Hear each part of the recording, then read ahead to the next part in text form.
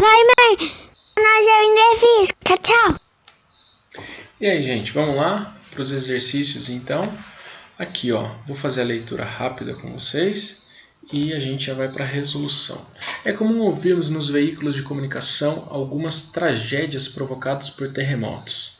Só no mês de abril de 2006 houve 2 eventos, no Japão e no Equador. Entretanto, o Brasil não é um dos países em que terremotos de grandes magnitudes costumam acontecer.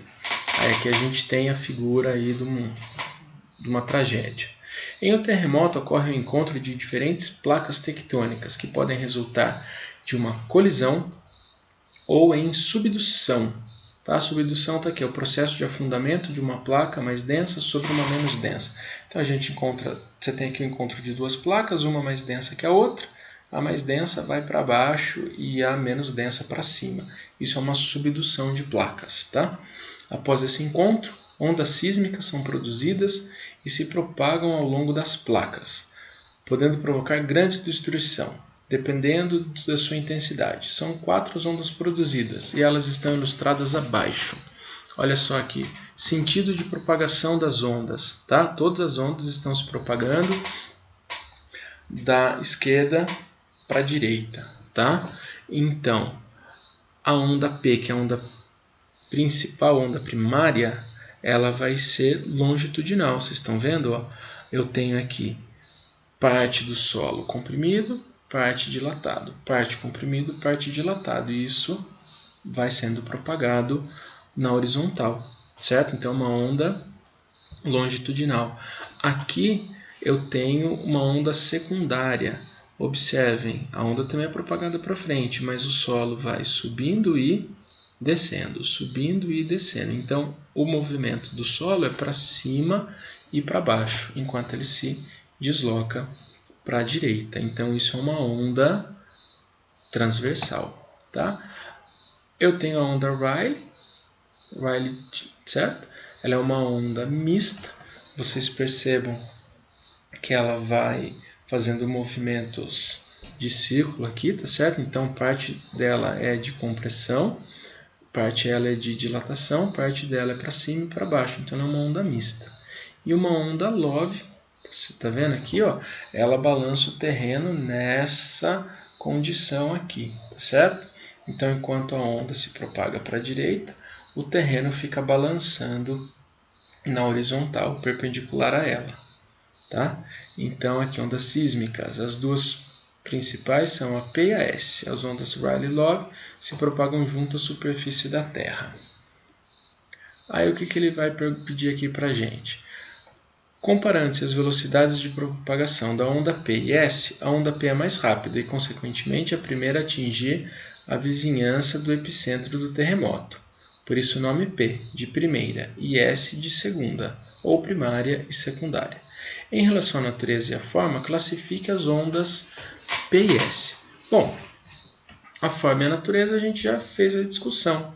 Então tá aí para vocês, ó, quem quiser escrever formalmente, tá? As duas são ondas de natureza mecânica, porque as duas precisam do solo para se propagar. Porém, a onda P é longitudinal e a onda S é transversal. Beleza? Tá feito aí o exercício. Agora, vamos para o próximo. Era um exercício teórico, é tranquilo de ser resolvido. Vamos esconder ali a resposta, a gente não quer ela por enquanto. E aqui o exercício 2. Cada vez mais pessoas se conscientizam da necessidade de atividades físicas para a saúde. Entre os diferentes tipos de treinamento há o CrossFit. Um dos exercícios chamados no Brasil de corda naval, o praticante move as duas cordas, uma em cada mão, realizando um movimento oscilatório na direção vertical, para cima e para baixo. A fotografia a seguir mostra uma pessoa executando esse exercício. Uma onda se propagando em cada corda e 5 pontos, A, B, C, D e D. Na corda da mão esquerda, o atleta, da mão esquerda do atleta. Considere que os pontos da corda oscilem em torno de uma reta que passa por A e D. Bom, vamos ver aqui, ó. Muito bem. O que ele vai pedir para a gente? No item A, marque o vetor velocidade vetorial instantâneo nos pontos A, B, C e D. Ó, então, tá aqui marcado, mas eu vou explicar para vocês o porquê disso, tá certo? Vamos mudar a tela aqui comigo. Ó, eu vou fazer uma cópia ali do desenho da onda, da mão esquerda, é a onda aqui, ó, que tá vindo para baixo, depois essa onda vai fazer isso, né? A corda tá com esse formato. Ele chama esse ponto de D, esse ponto de A, lá no topo B, C e aqui embaixo E, tá bom? Percebam que a onda está se deslocando nesse sentido aqui, tá bom? Então, como a onda se desloca nesse sentido, o que eu vou fazer é projetar essa onda um pouquinho no futuro, só um tiquinho lá no futuro.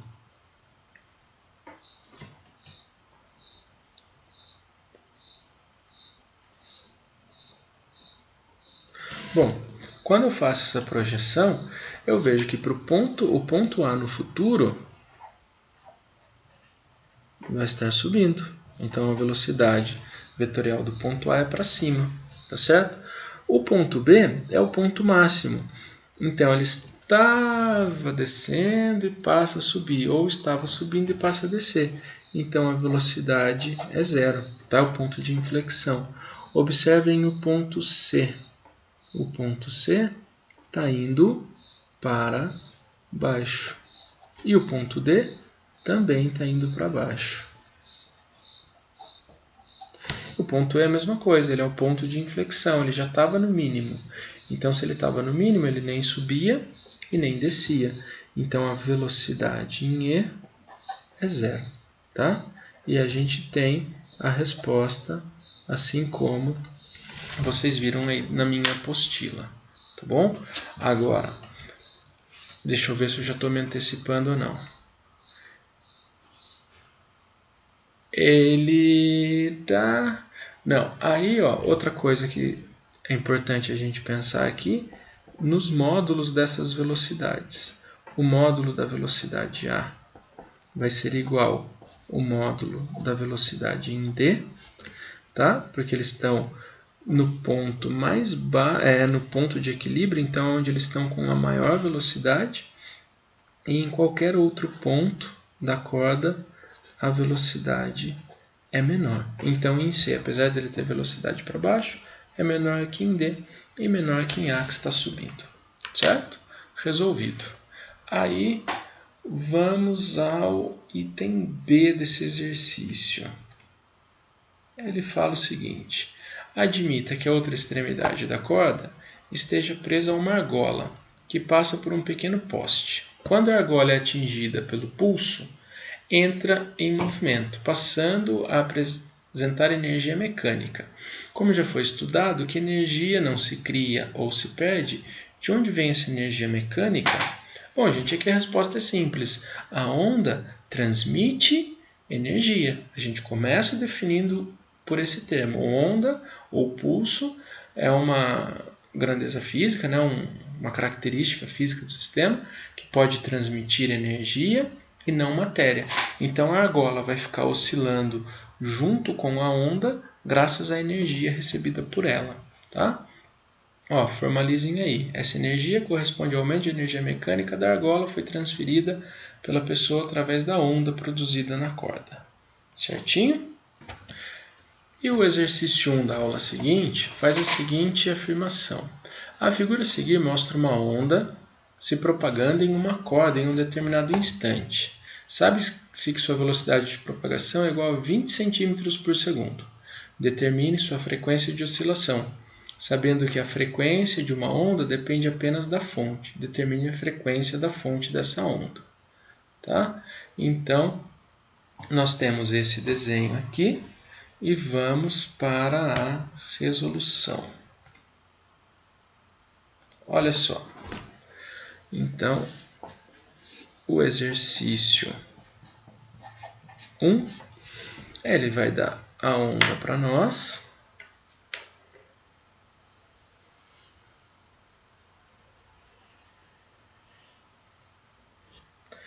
Indica o ponto de equilíbrio, tá certo? E dá também que a distância desse ponto até esse ponto vale 10 centímetros. E o que ele acabou de dar para a gente? O que isto aqui é? Isto aqui é o comprimento da onda, tá certo? Então, nós temos lá no enunciado que a velocidade da onda é de 20 centímetros por segundo e do desenho temos que o lambda vale 10 centímetros, tá? Aí vocês vão lamber frango agora, certo?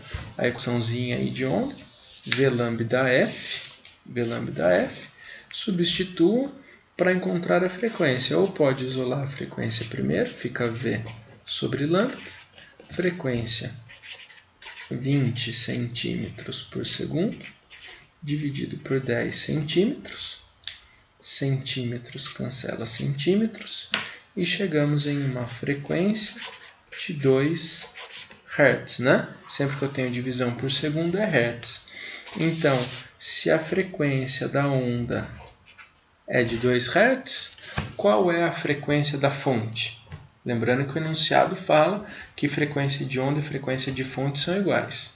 Então, é isso mesmo, a frequência da fonte é de 2 Hz e a frequência da onda é de 2 Hz, certo?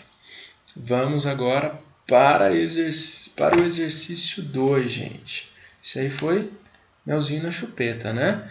Então, o exercício 2 fala o seguinte, eu estou preparando a folhinha aqui, ó. A figura a seguir mostra uma mola na qual se propaga uma onda em um instante t qualquer. Então, o que nós temos aqui, ó, temos a amplitude dessa onda, que vale 1 metro, ó, do ponto de equilíbrio à máxima elongação ou à mínima elongação. Então, temos um comprimento de onda 1 metro. Repare que a mola foi pintada no ponto A. A posição do ponto A, em função do tempo, é dada pelo gráfico. Ah, e outra coisa que eu tiro aqui, ó, o comprimento de onda é de 4 metros. Ó, comprimento de onda, 4 metros, que é quando eu vou ter a repetição. E no segundo gráfico eu tenho, de novo aqui reforçando a ideia de amplitude de 1 metro, porém, como eu estou vendo só a oscilação do A, eu vejo quanto tempo o A leva para sair da posição de equilíbrio e retornar para a posição de equilíbrio. E eu tenho 2 segundos, tá certo? Então vamos ver o que é pedido aqui para nós.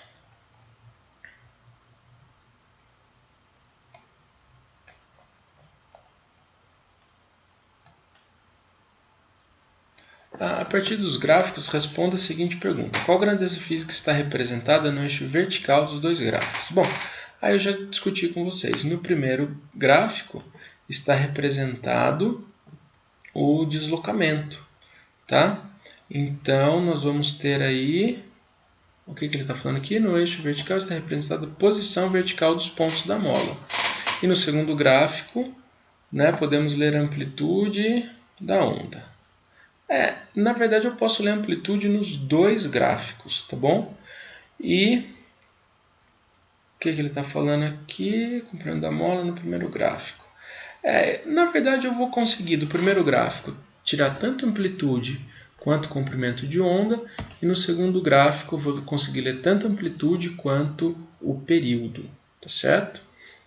E aí qual o comprimento de onda em que a mola está se propagando? Já tinha dito para vocês, o comprimento de onda é 4 metros, tá? E qual é o período? Também já tinha comentado na hora que eu estava fazendo a leitura do gráfico. É de 2 segundos. E frequência, como é o inverso do período, eu vou ter uma frequência de meio Hz, tá? E D, qual a velocidade da onda? Aí vai lamber frango, V lambda F. Substitua lambda 4 metros, frequência meio Hz, e a gente vai ter uma velocidade de 2 metros por segundo. Tudo bem, gente? Começando o exercício 3 com vocês. Ele está falando o seguinte. A figura a seguir mostra a vista superior da superfície de um lago, onde se pingam gotas com uma frequência constante. As gotas atingem a superfície do lago no ponto A, criando uma onda que se propaga pela superfície do lago. Diminuir um pouquinho aqui. Não preciso diminuir, tá? Eu só vou explicar esse desenho para vocês aqui. Então, vamos lá para a folha comigo e observem aqui o desenho, né? Ele põe o ponto A aqui. Peraí que minha câmera está bugando, só um minuto.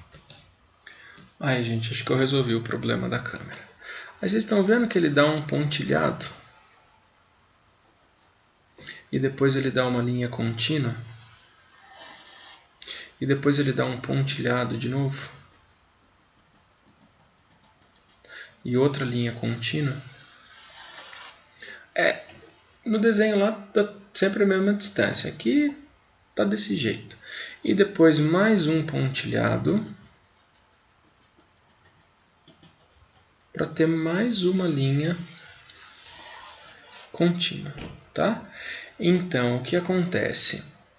Se eu pegar de pontilhado para pontilhado, radialmente, eu tenho lambda. Se eu pegar de linha contínua para linha contínua, radialmente, eu tenho lambda, tá? Se eu pego de pontilhado para linha contínua, eu tenho meio lambda, certo? Tenho meio lambda.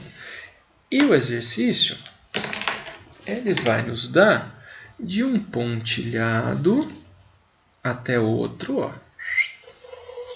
De um pontilhado até o outro, lambda.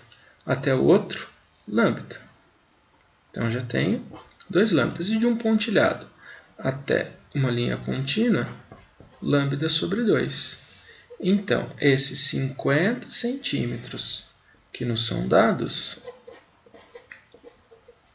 eles equivalem a 2,5 lambda. 2 lambdas e meio. Então, lambda vale 20 centímetros. Olha só, 20 com 20, 40, com metade de 20, 10, 50 centímetros, tá? Então, está estabelecido quem é o meu lambda. Volta lá para o enunciado.